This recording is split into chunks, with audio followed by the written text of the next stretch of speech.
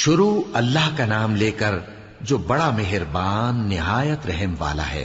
الف لام میم را۔ اے نبی، یہ کتاب الہی کی آیتیں ہیں اور جو کچھ تمہارے پروردگار کی طرف سے تم پر نازل ہوا ہے حق ہے، لیکن اکثر لوگ ایمان نہیں لاتے۔ اللہ وہی تو ہے جس نے ستونوں کے بغیر آسمان جیسا کہ تم دیکھتے ہو اتنے اونچے بنائے، پھر عرش پر جلوہ افروز ہوا اور سورج اور چاند کو کام میں لگا دیا۔ ہر ایک میعاد معین تک گردش کر رہا ہے۔ وہی دنیا کے کاموں کا انتظام کرتا ہے۔ اس طرح وہ اپنی آیتیں کھول کھول کر بیان کرتا ہے کہ تم اپنے پروردگار کے روبرو جانے کا یقین کرو۔ اور وہی ہے جس نے زمین کو پھیلایا اور اس میں پہاڑ اور دریا پیدا کیے اور ہر طرح کے میووں کی دو دو قسمیں بنائیں۔ وہی رات کو دن کا لباس پہناتا ہے۔ غور کرنے والوں کے لیے اس میں بہت سی نشانیاں ہیں۔ اور زمین میں کئی طرح کے قطعات ہیں ایک دوسرے سے ملے ہوئے، اور انگور کے باغ اور کھیتی اور کھجور کے درخت، بعض کی بہت سی شاخیں ہیں اور بعض کی اتنی نہیں ہوتی، باوجود کہ پانی سب کو ایک ہی ملتا ہے۔ اور ہم بعض میووں کو بعض پر لذت میں فضیلت دیتی ہیں، اور اس میں سمجھنے والوں کے لیے بہت سی نشانیاں ہیں۔ اگر تم عجیب بات سننی چاہو تو کافروں کا یہ کہنا عجیب ہے کہ جب ہم مر کر مٹی ہو جائیں گے تو کیا اثر نو پیدا ہوں گے؟ یہی لوگ ہیں جو اپنے پروردگار سے منکر ہوئے ہیں، اور یہی ہیں جن کی گردنوں میں طوق ہوں گے، اور یہی اہل دوزخ ہیں کہ ہمیشہ اس میں جلتے رہیں گے۔ اور یہ لوگ بھلائی سے پہلے تم سے برائی جلدی سے مانگتے ہیں، یعنی طالب عذاب ہیں، حالانکہ ان سے پہلے عذاب واقع ہو چکے ہیں۔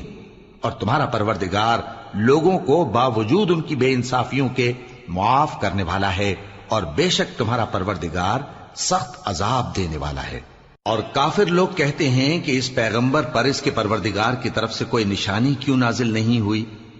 اے نبی، تم تو صرف خبردار کرنے والے ہو، اور ہر ایک قوم کے لیے رہنما ہوا کرتا ہے۔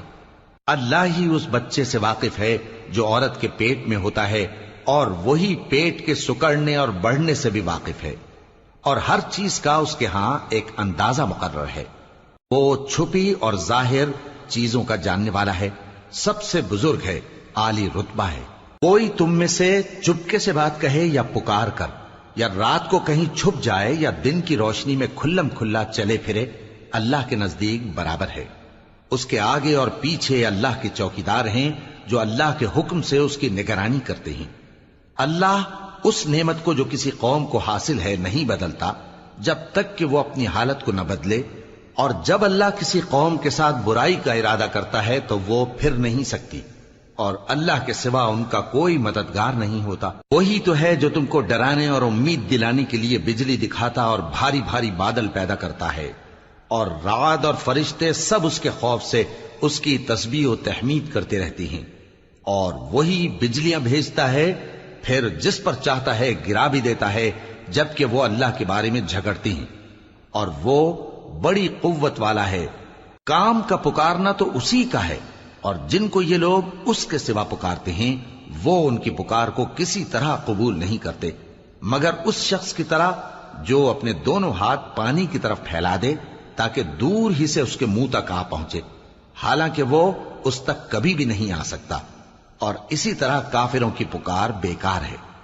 اور جتنی مخلوقات آسمانوں اور زمین میں ہے، خوشی سے یا ناخوشی سے اللہ کے آگے سجدہ کرتی ہے، اور ان کے سائے بھی صبح و شام سجدے کرتے ہیں۔ ان سے پوچھو کہ آسمانوں اور زمین کا پروردگار کون ہے؟ تم ہی کہہ دو کہ اللہ۔ ان سے کہو کہ کیا تم نے اللہ کو چھوڑ کر ایسے لوگوں کو کارساز بنایا ہے جو خود اپنے نفع و نقصان کا بھی اختیار نہیں رکھتے؟ کہو کیا اندھا اور آنکھوں والا برابر ہیں، یا اندھیرا اور اجالا برابر ہو سکتا ہے؟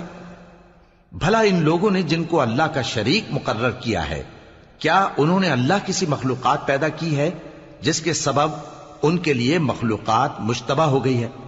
کہہ دو کہ اللہ ہی ہر چیز کا پیدا کرنے والا ہے، اور وہ یکتا ہے، بڑا زبردست ہے۔ اسی نے آسمان سے مے برسایا، پھر اس سے اپنے اپنے اندازے کے مطابق نالے بہ نکلے، پھر پانی پر پھولا ہوا جھاگ آ گیا، اور جس چیز کو زیور یا کوئی اور